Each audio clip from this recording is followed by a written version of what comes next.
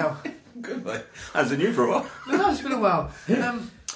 Sam's laughing at me because we just had a 10-minute chat and I never pressed record. It was a really good chat. It was, wasn't it? Well, we should have recorded that. We should have done, mate. So, and it was quite funny because you was asking me about my favourite episode of my radio show that I'm doing. That's it, yeah. And I said it was the episode about 4 in where I didn't make any mistakes and pressed all the right buttons. And lo and behold, I didn't press the right buttons on this. But, so, what are you up to? Well, loads really. I've got loads of stuff coming up, but I want to speak to you a bit more about your radio thing and let people know when they can hear it. Okay, I do Thursday nights on Felixstowe Radio between 4 PM and 6 PM. You can get me on, just say if you've got Alexa, Alexa play Felixstowe Radio. There's the Felixstowe Radio website. There's my own personal website, JVTV. I always pop the episodes on there of an evening or the next morning and catch up. And it's getting for 10 or 11 now. It's going well. You were telling me about your favourite episode a minute ago. Yeah, and that was it. That was the one where so they've all been good. I've had some great guests on, but the one that stands out is Melanie Green, who has beaten cancer, and she's writing a book about it. So we're trying to find her a home for a publisher. Yeah. And I say that was great because I've known her years. She's got a good story to tell. Plus, I didn't make any mistakes. Yeah, that's brilliant. Unlike today. Unlike today. We won't go on about it. We'll move on. No, we won't. With Dare to Dip, we've got a lot of exciting stuff coming up, and I done the dip with the mayor the other day. Asked me to be his guest. I saw that. Best friends with the mayor now. Yeah. Well, that dip's inspired me actually to do not just raise money for Anxiety UK, but put on different events if people want to come to me or any member of the team at Dare to Dip and plug a charity and do a special dip. We'll get it all advertised and they do that with me and Jack, who's going to be here in a minute. We're doing one for his charity, which is the British Heart Foundation, because people would have heard his story if not listened to it. Yeah. We're going to do a big dip then. You're doing something for charity as well, aren't you? I am indeed, yes. But before we go on to me, I'm just going to... You mentioned Jack, and for those who are only listening to this episode, you're not listening to the others, please go back to listen to the others. They're all good stories. Jack has been a guest twice now, and he's stepped up to the plate because I've been a bit busy, and I don't want to let Sam down because I know this is important to Sam. So Jack's going to pop in and do some episodes with Sam and myself, or it might be Sam and Jack, it might be Sam and me, it might be me and Jack.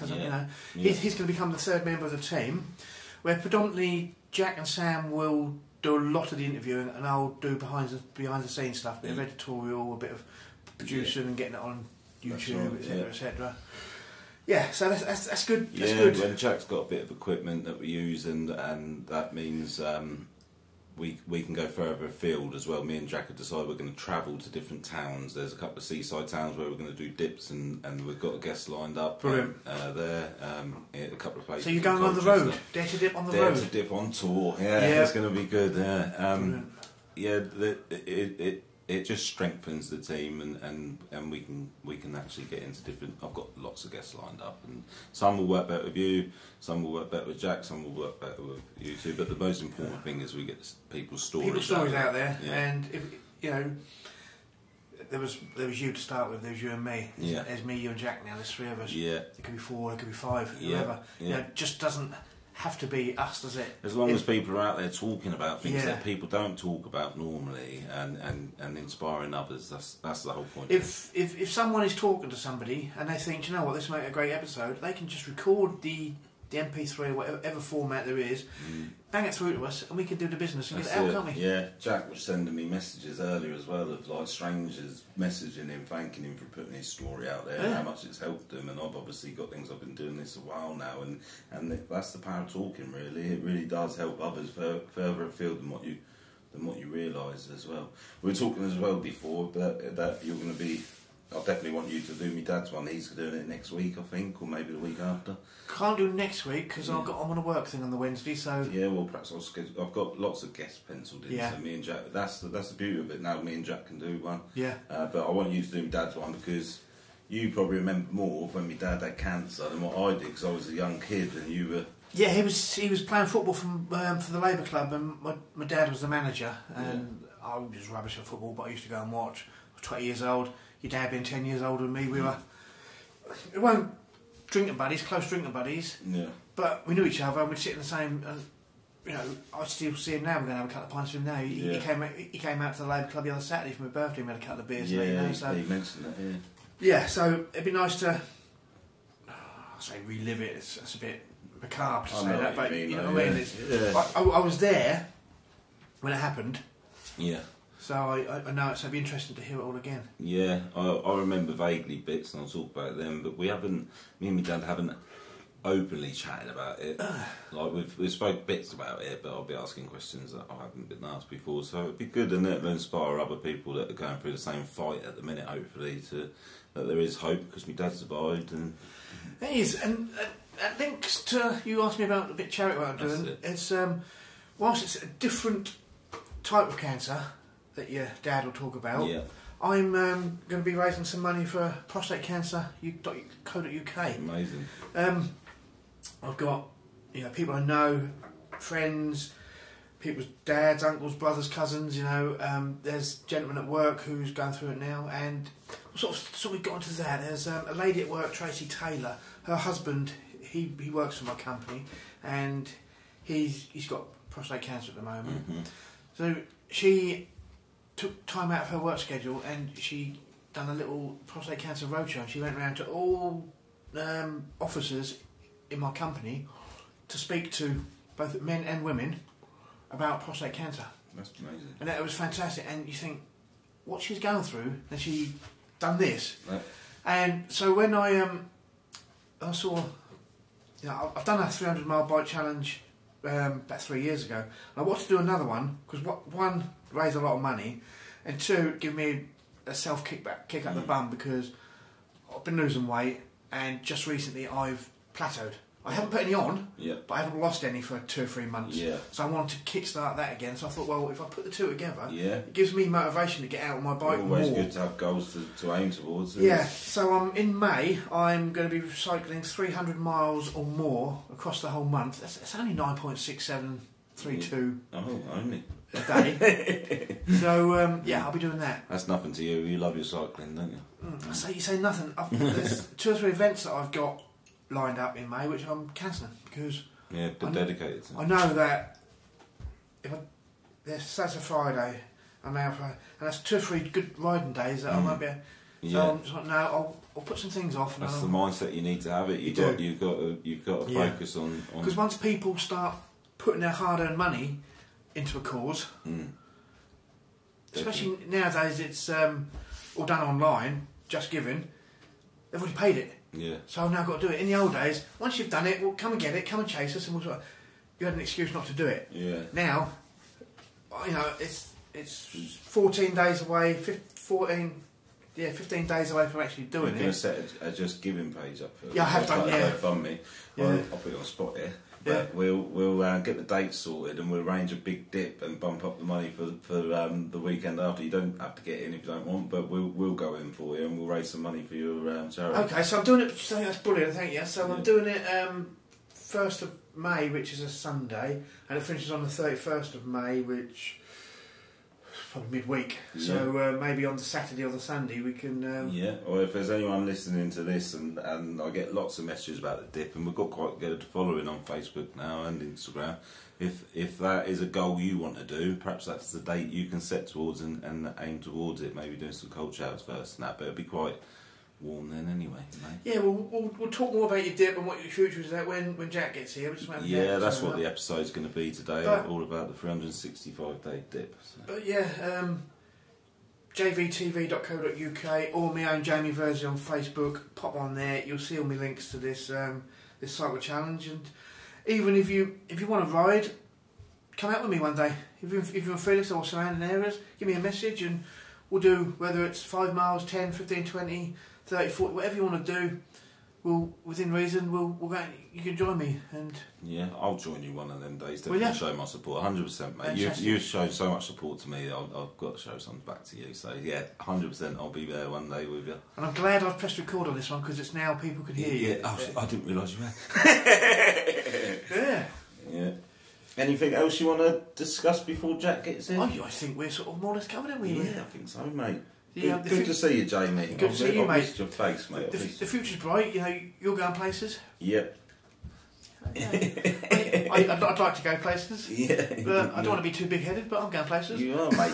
You're doing really well. Like enjoying it, and that's the thing. That's enjoying it. I'm getting pleasure out of it, and I know other people are getting pleasure out of it. That's it. Yeah. So, and when you help people, it's very rewarding. I've said it before, and I think helping people is one of the most selfish acts there is, because of the thing it gives you. But. And I know the platform of Felixstowe Radio isn't massive, but it's a bigger platform than I've ever had before. Yeah. So if I can utilise that and put that to good use in any shape, form or way, and if people have got, people have got things to do to say, come and say it to me on the radio. If podcasting isn't your thing, come and sit with me on the radio. We'll play some music, we'll have a chat, and we can get people's stories out there as well. Yeah, that's what life's all about to me. That's why I've got Inspired tattooed on my arm. That's what I live by. I love to inspire people, and what you're doing is inspiring people, and that's what it's all about. Life, I think, inspire people to do better, and that's what you're all about, and that's what this is all about. It is. Go and check his radio station out.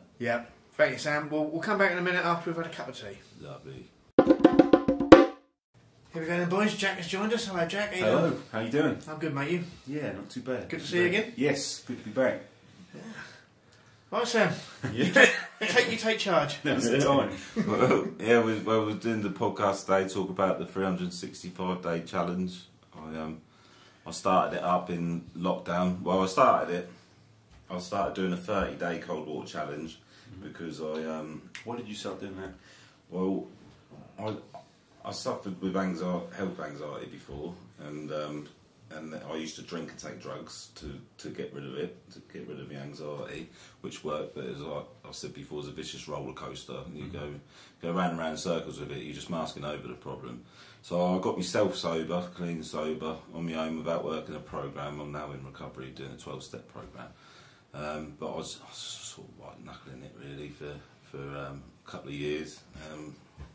Without a program, you get yourself sober, but you're not growing through the experience because you're not working a program, understanding and getting help from other addicts and of why you were drinking and everything. So you're just guessing all the time why I had the problem and all that. But you feel better for not drinking, you definitely do, and I did. And then the pandemic come along, and I could feel these emotions coming back, the anxieties coming back, the fear, the crippling fear that I've suffered with coming back.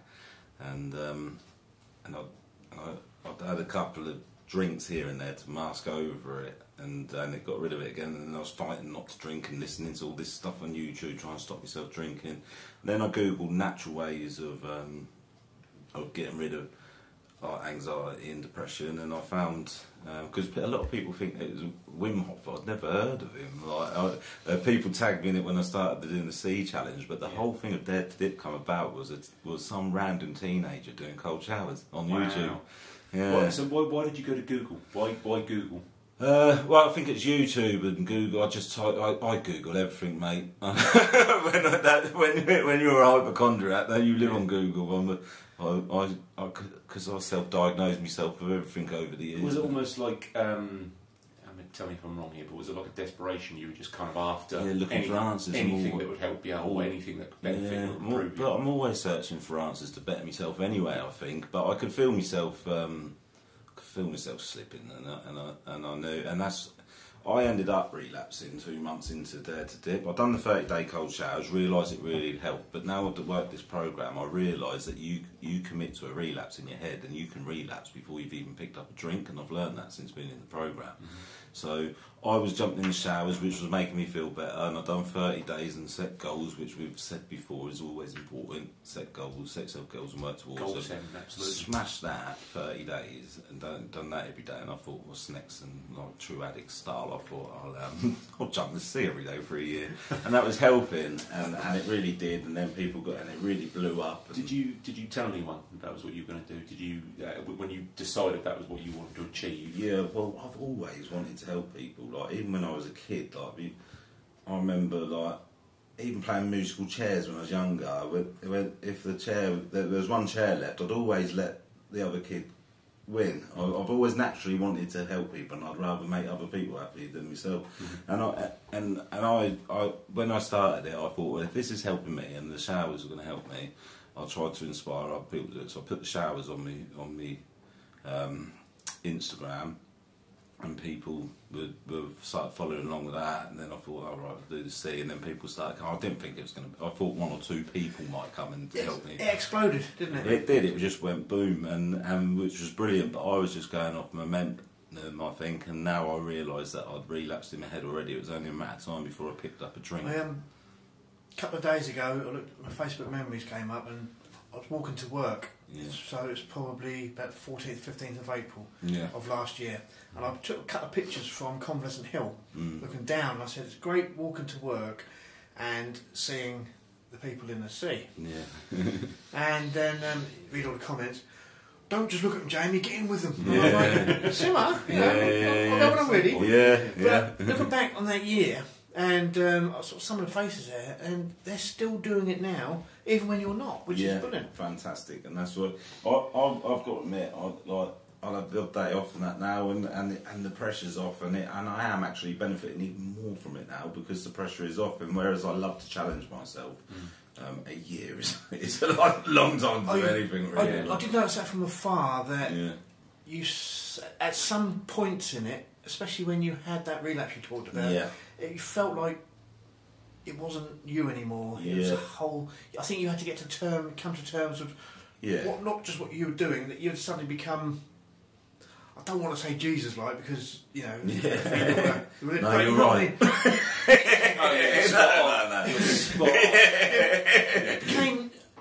You become an icon that you couldn't quite initially live up to. Yeah, well, I felt like a hypocrite when I first relapsed. I was telling everyone and putting on my social media, you've got to talk, you've got to open up, and then I was cracking under the pressure, and I went completely downhill mentally. And we went to a camping trip. I picked up a drink, and if I have one drink, that's game on. And I grab addiction with both hands, and I go rolling with it, and I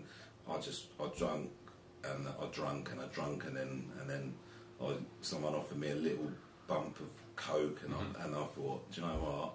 I can control that. Don't control me anymore. I've got the cold water. So I took the bump of coke, and the next thing you know, 2 months have gone past, and I'm up at people's houses that I hadn't seen in 4 years, chatting shit on their sofas in their kitchens at super o'clock. And I remember thinking, and I'll be honest with you as well, I got nominated for Pride of Britain, and when I got the call, I was off my nut. And I remember looking in the mirror, and I looked in the mirror at myself, and I thought, Pride of Britain, are they having a laugh? Oh man! And I just cracked on for a few more days. But then that helped me as well, like massively. I don't think without the water, the cold water, and without the support and the people I had around me, I don't think I'd have been able to get back on track as quick as what I did. Because when I've relapsed in the past, it's been about 3 or 4 months. From the other side, if you'd just been staying at home doing the cold showers, without the initial pressures, would you have? I don't think it was all the pressure. Like I said, I've relapsed in my head already. These showers and the dips were just trying to prevent something that had already happened in my head. So they were putting him off a bit, but I was always going to relapse because I committed to it way before I got in the water. Timing wise, how far into it were you when you relapsed? About 2 months, I think. And then and this is a story, and people think I'm cuckoo, but for 2 weeks. When I got myself sobered up and that, for anyone that's gone through active addiction, that 2 weeks when you knock everything on the head, I give up the fags, the coke, and the drink, cold turkey, like that, and that is horrendous. It's scary, the dreams that you have, the trying to get to sleep at night. So I had 2 weeks where I'd do the dips with just 1 or 2 people, a bit further up the beach, and get myself sorted and everything. In them 2 weeks, my nan kept coming to my head, right? My nan at Grimwood, she passed away, my mum's mum. And they say if you see a white feather, then it's a spirit, don't they? Now, I don't know if people believe that or not, but for them 2 weeks, every day in the water was a little white feather with me. My mate Rob, who does the dips, you know Rob. Rob. His granddad passed away, and I hadn't seen that feather in months, and I was telling him about that, and me and Rob got in the water, just me and him, the next day after his granddad had died, and that little white feather appeared again and floated in between us. I swear to God, people might not believe it, but I like to think that as our loved ones. But despite the fact that you'd lapsed, yeah, you still went in the water every day, didn't you? I did, and then that was quite scary as well, because with doing drugs and that, your heart's pounding at your chest and jumping in cold water. I wouldn't really recommend that to anyone. Who knew you'd relapse? Just a couple of friends did. You feed people little bits of what you want to hear, so you're very good at hiding it. I wasn't being completely honest. I was saying I'm drinking again. I've got it under control. Though I didn't. I was. A lot of us had a good, strong inkling that you were misbehaving. Yeah, well, I got back down on the beach and I was people were asking me advice and I couldn't even talk properly some mornings. Do you know what I mean? Like some mornings I hadn't even been to sleep. I was just kind of straight down the beach after having a shot of gin and telling people. They were probably the days. Sort your life. But on reflection, they were probably the days that you were on time. Yeah, the only two. Yeah, they were. Yeah.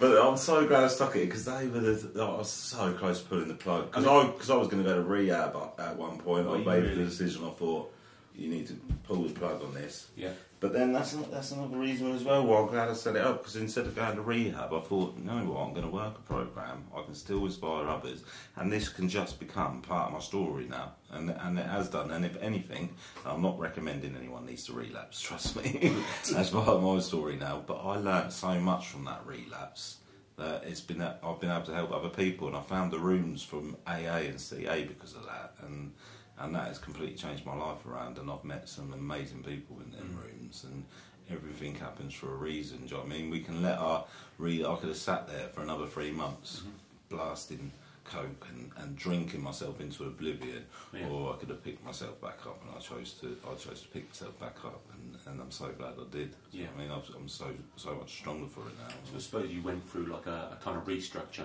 You had this relapse. Absolutely. Had to refocus, restructure things, and just to make some adjustments in order to keep it on track. Yeah. Absolutely. Crossed your mind about sort of pulling out and not doing it anymore. Absolutely, yeah. And now when I look back at it, that is the time I think. Looking back at the whole thing, I think to myself, I've done a year, but them 2 months or whatever it was, I think, how did you do that? I was adding extra anxiety to myself and that as well, because I was lying.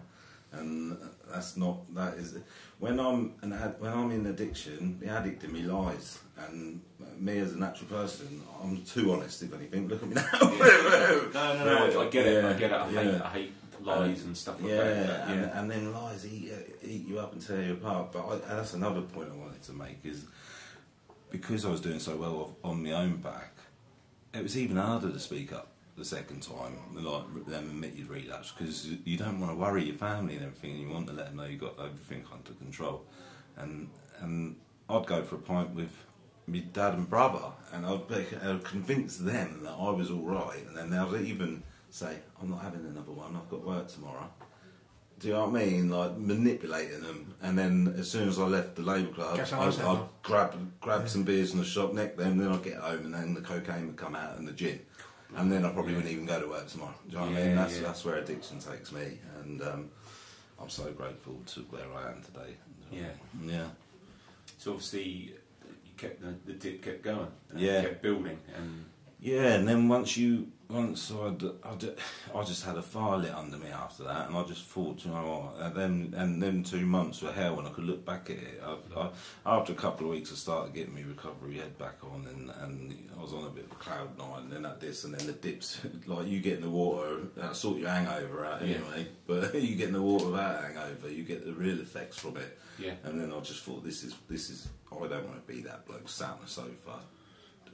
Like up all night, paranoid, sweaty mess. No, I want to be out there inspiring other people to change their life around, and the only way I can do that is by being the best version of me. And you come out the other side just in time to enjoy the 3 weeks of Felixstowe summer.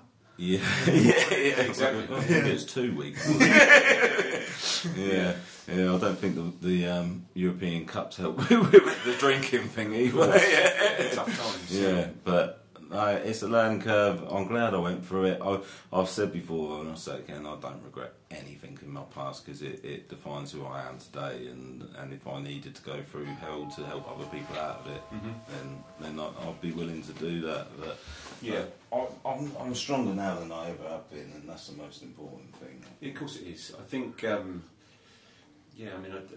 what I can gather, I think I started following you from quite early on, but yeah, I remember watching it and seeing that, almost immediately when you first started, you had this big group of people who were coming down and supporting you and going from there, and it just built and built and built, and it was just amazing to see how it developed, and all these people were coming down to take part, and people were getting inspired by what you were doing. Yeah. Did you kind of feed off that? People coming and sharing things with you and talking to you? I think that at first I took too much responsibility. I'm not saying that's why I relapsed. I relapsed because, like I just said, I was already committed to it. But at first I was trying to help too many people when I didn't have the answers. I can only give... I've learnt now... I can only give people advice on what I've been through and not try and give them advice when I don't understand the situation. There was people coming to me with really dark stories and I feel for them, but I was up trying to Google the answers to try and help them. And take that on, you invest in them. Exactly, but now Dan from Man Up and a couple of other people that deal with mental health help me out, and you can't help everyone, unfortunately. You've built a bigger support network, haven't you? Exactly, and I've got different numbers from charities where I can hand it over. I can say I'm sorry for everything you've been through. I can't help too much on that. I can give you advice. This is what the dip's here for you if you want to get in the water and stuff. Yeah. But this charity here might be able to help you better. This charity here might be the ones to talk to, and I'm not taking too much on at once now. Of course, as well. So, it's all the learning curve. It is I feel blessed to where I am today. That relapse nearly killed me. I don't know if a lot of people know, but I went and got bloods and that done, and because I hadn't drunk and taken so many drugs and smoked for so long, I was smoking and taking all the drugs I used to, and that was too much for my body, and my body was producing too many red blood cells, which eventually will turn to a clot, and if one of them goes to your heart or your brain, you either have a heart attack or a stroke, and I was on my way there. So like I say, everything happens for a reason, and caught it just in time. I've had blood tests since then and I'm back to full health. I feel amazing. A lot of people say I look better than what I was doing, because obviously when you drink and taking drugs, you're pale, you're skinny. I lost so much weight so quickly. Them 2 months it was scary. But well, you put sort of before and after on your Facebook, and it's like two different people, but it is. I mentioned Jesus earlier. You look like before and after the cave. Yeah, definitely. Sorry to anyone who's of any religious beliefs I'm offended. I'm sorry. Of course, Jamie. No, that's good. Yeah, we've got a lot of exciting. The Dare to Dip. Now the pressure's off, and that. So you've done your 365 days. Yep. You pop back for a little cameo appearance every now and then. Yeah, well, I'm still doing it most days. And as you said earlier, that I go past that way outside. I see people a couple times a week. I've seen Jack come out of the water. Yeah. Is there a guy called Ivan? Ivan, yeah. Yeah, he always stops for a yarn with me. He's a lovely bloke. And me, Ivan and his missus just went and watched James Martin live, the chef cook. Yeah, it's formed different friendships. Helen's always there for a yarn, and you know, it's the people that I now know because of the dip. Yeah, I could just stop there and well, I know a lot of people that still friends, go to coffees and that, because that's the beauty of Dare to Dip as well. You meet people down there that have gone through similar experience to you. You get talking, and then they go off and meet for coffees and that, and become real friends, because like me and you, for instance, we shared the same experience. They've become good friends out of it. I think on Easter, what was it, exchanging of Easter eggs and things on Easter Sunday? Yeah, Ivan's missus Sandra brought a load down. So bless her. Yeah, it's great.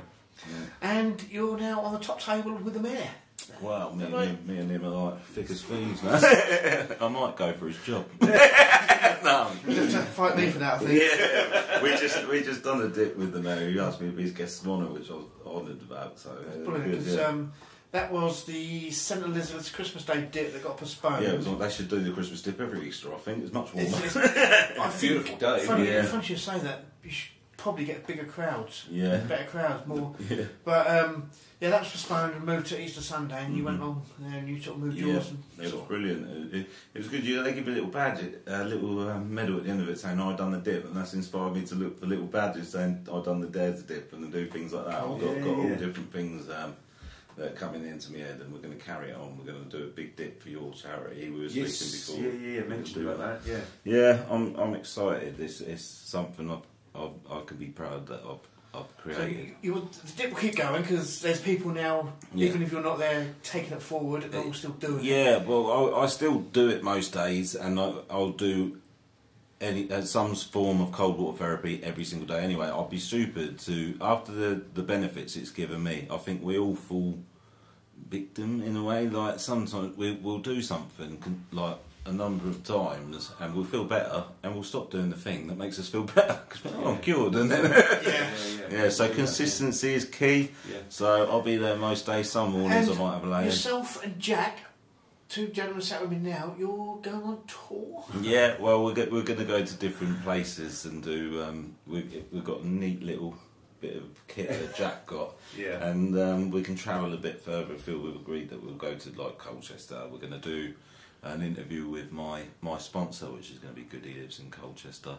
There's a bloke that done the dip, Sober Michael. He jumped in a mankini. He lives in Southend on sea. Okay, so you're going to pop different places. Well, yeah, I completely mentioned it all to Jack, but we did. But we just go with the flow, don't we? Yeah, that's it. Yeah, I mean, I think that's what. Obviously, Jack, there could be spoilers in this. No, it is what it is. I'm a spontaneous bloke. I spoke to Jack about it, and I said, I just want, and we're all on the same wavelength about it. And we want to help and inspire other people, and we're all passionate about it. No doubt about it. I mean, I certainly felt the benefits of it when I did. I started back in February. First time as I came down, and it's kind of become part of my life. Is getting in the cold water. I even did it a couple of weekends ago when I was down in Brighton the morning before I ran the marathon. I made a point of getting out there. I was the only person on the entire beach.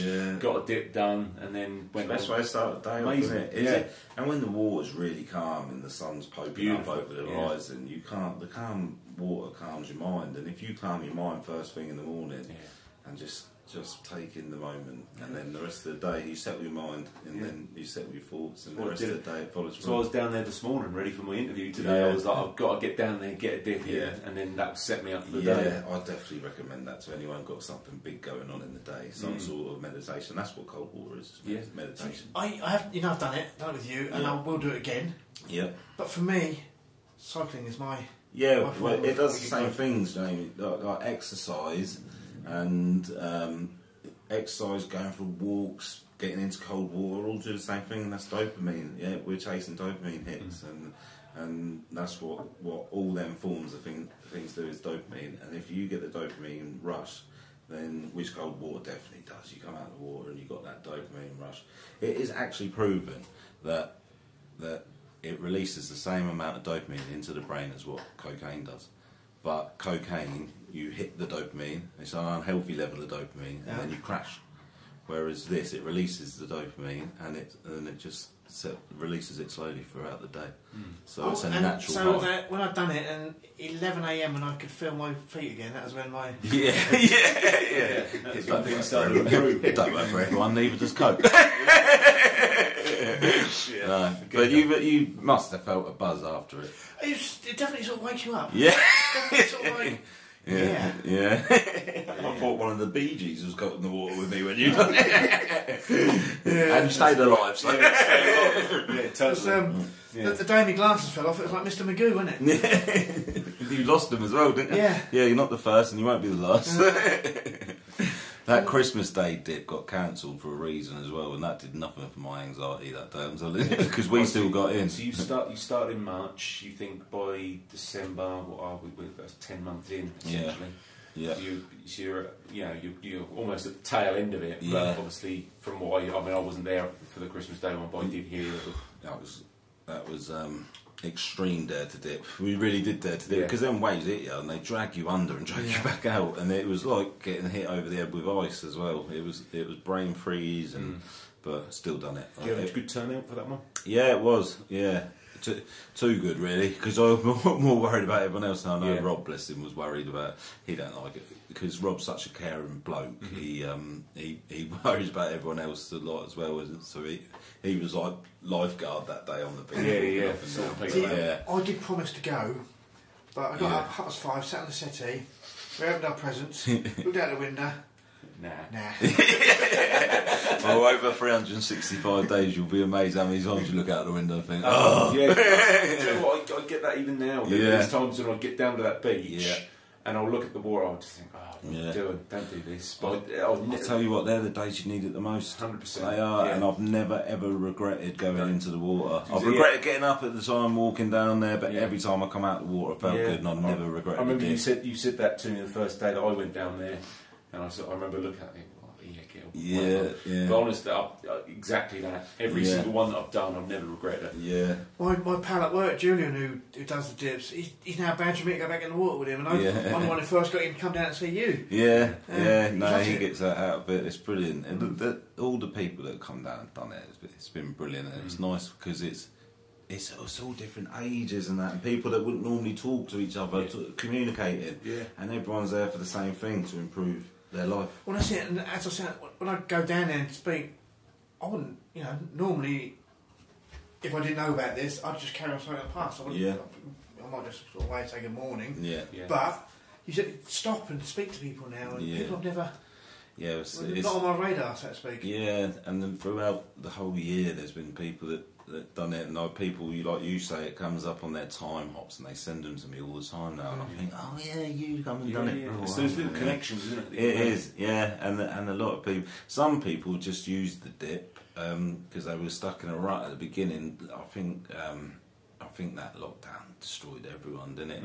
It's so much for us all to take in, and I think anyone can look back at lockdown now and think we should be fucking proud of ourselves for everything we've been through. I remember in contrast, I remember watching what you were doing, and that was around about the time I started up my charity fundraising at the same time, and I did an event to kind of launch it. And the old premise brought people together, and we had it was through work and had a community of people coming. The effects of that was just a bit of a mood booster for everyone to have. I think that's why it blew up with the dip and that as well, because it was like we're in this together. Do you know what I mean? It very much bringing people together, and it's at a time where it is needed as well. But some people would they've come down, they've done one dip, and it's gotten back into the gym, rebooted them, or done a couple of weeks of it, and then they've done cold showers and stuff. There's people that were off work for a certain amount of time having panic attacks. And that's another point, and people that come down the dip, I say it to newcomers all the time, so the people that are on a regular take the mick at me, but it's important to drill it into people's head that the cold water is so good for people that suffer with panic attacks and panic disorders, because it is the first couple of minutes when you get in, your body is in fight or flight exactly the same as when you're in a panic attack. But it's a controlled state of fight or flight, so you're training your brain to deal with that type of stress. So I've not had a panic attack since I've been doing cold water, because my brain knows how to deal with that sort of stress now. And I've noticed that, like, when in other situations that are stressful, someone went into the back of my car last night, and where that had been really stressed and panic before, I'm calm now. Do you know what I mean? Like, if I'm stuck at a red light, I'm not effing and jeffing, or if someone cuts me up, my mentality isn't to just fucking run. I think I should get back in the sea. It done wonders for me today. And normally I hate job interviews, so that experience today that I went through, being able to get down there this morning, I was calmed you, far more calm than what I normally would be. And even prior to even going into the room, I felt.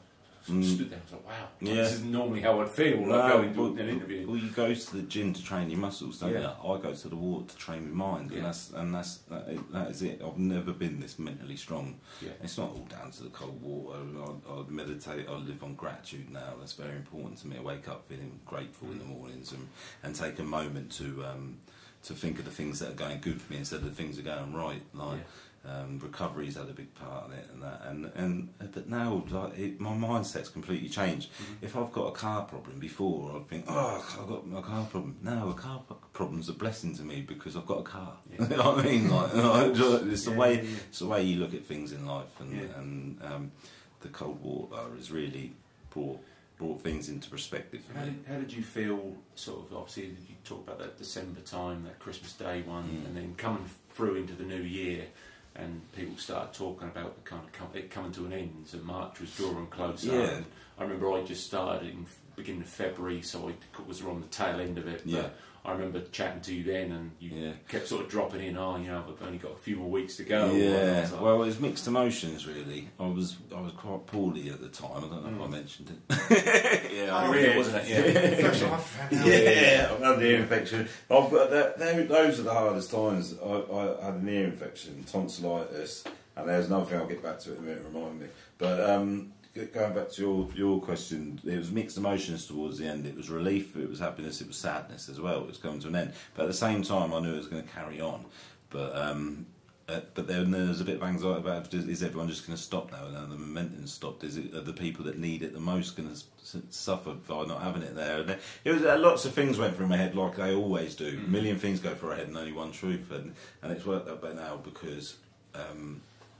I've got no pressure on me now, and there's people still doing it, and I know if I take a day off, there's people there to support others. So. That is one thing I've noticed that before, as questions about dips were all focused towards you. So how are you doing this? Now people are organising to do a dip, not necessarily bypassing you, but they now know that they can do it without you. And that takes the pressure off me massively as well. Great, and it's a team down there. It's not a one-person thing. I started it up, but everyone that's got down there has carried the momentum. Do you know what I mean?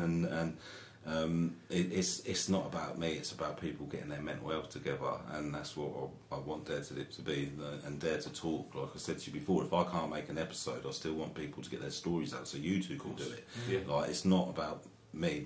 It would have been about my ego at one point, but I'm past all that now. Do you know what I mean? Yeah. And another thing, my mentality, what you said about the dips coming to an end, the last 15 days was probably the hardest, because my mindset from the beginning was get to March. When I got to March, there was still 15 days to go, and I had that ear infection, and I just thought, there was one day in March, I think it was March the 4th or 3rd or something, I sat on the beach for 25 minutes, and I nearly didn't get in, that close to the end. Wow. I knew I would, but I was flirting with the idea not to, because I was thinking, because I had a bit of resentment towards the end, and I thought, you don't have to do this. You've proved enough. Do you know what I mean? But I still done it because it'd be stupid to throw in the towel that early on. But that was the hardest time with that ear infection. I had tonsillitis at one point, and then when I first started this job up at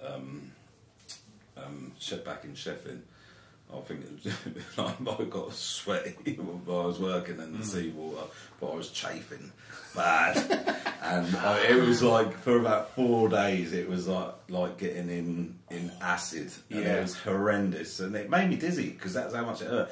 And the back of my legs looked like someone who had smacked a metal chain across my legs. It was all like welts across the back of it, and for about 4 days, Yeah, I told my mum about my dad said to use baby oil, and that scarred me as well, because I thought, as it was. But it worked. You got there. Yeah. No, that was, I remember telling you at the time, but that doing anything for a year, and that consistency of doing it every day, I mean, that is a remarkable show and a resilience. Yeah. And I think, I kind of laughed and joked about it at the time, but I said you got the same sort of thing that a lot of kind of athletes and like ultramarathon runners and endurance athletes have, that resilience. So I would consider you an athlete, and I think in a sense, in what you were doing and that consistency, and absolutely outstanding achievement. Yeah, I appreciate that. It's something you should be incredibly proud of, because you've achieved so much, you've inspired so many people, and you've brought a community together, and that is, I mean, that will stand the test of time, mate. Yeah, and I am proud of myself, and there was a time where even that wouldn't have been enough, because I've been so hard on myself, do you know what I mean? But I am proud of myself. That takes a lot, and family members and friends were worried and trying to convince me to do it for less time, and I thought, no, I'm going to do it every day for a year, because and I'm glad it's inspired people and helped people all the way through it. But not only that, I've done it for me, because I have struggled massively with self-discipline in the past, and now I know that if I can do that and be disciplined enough to do that every day for a year, no matter the weather, no matter the water, then self-discipline. No matter the state of mind. No matter the state of mind, exactly. The self-discipline's not going to be a problem for me now, and it has already improved my self-discipline, even to the fact with things what I eat. I think, do I need that? You don't need that. And it's all come from training myself to go down to the water every day. I think No, you're just going to eat that for the sake of it, and now I've got that self-discipline. Do you know what I mean? Which is why they say that you should do one day at a time with drink and everything, and you should never commit to a lifetime thing.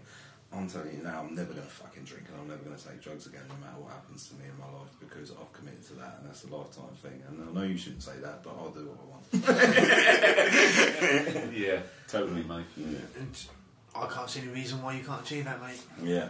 Yeah, when you set your mind, that's an old cliche, and I remember hearing it when I was a kid, and when you put your mind to it, you can do anything, and I believe of course. that. Yeah. Have you ever, I mean, obviously the thing that you achieved the whole year was, like I say, remarkable, but have you ever done anything like that, any sort of challenge? I always set myself little challenges, and I've always been doing it, especially when I stopped drinking. That when I first give up drinking drugs, I set myself little 2-week challenges privately to myself and stuff, and I'll be honest, when I first give up, I failed a lot. Just doing 2 weeks and not drinking. So now I'm on, not that I'm counting, 222 days. I looked at my little countdown thing earlier. Nearly 8 months sober, and it's a breeze now, whereas before. But I set myself little challenges in my head, like I do 30 days doing 30 days of HIIT workouts, or I'll try and do 30 days of success, like 30 days in a row of walking. Yeah. I'm always setting myself little goals, little targets. 30 days no bread, 30 days with this, 30 days without that. I always think that's on the other side of your success is growth, but sometimes I fail, and I don't beat myself up for failing these challenges. I just go again. Yeah. And I think that's important. You can fail at these things, but if you go again, and then the next time you do it, you'll be even more proud of yourself. Yeah. But there's a bit of time when I did fail a little challenge, and I completely beat myself up over it. And what I've learned as well is, I'm kind to other people. I need to start being a bit kinder to myself. Do you know what I mean? I would not talk to other people the way I've spoke to myself in here sometimes, and I have to remind myself that sometimes, and that's why I start my day off right with the gratitude list and stuff like that. Think of the things I'm grateful for, that being mostly the people I've got around me today, and my beautiful little girls. They will keep me going. You know what I mean? Well, I got a little emotional there.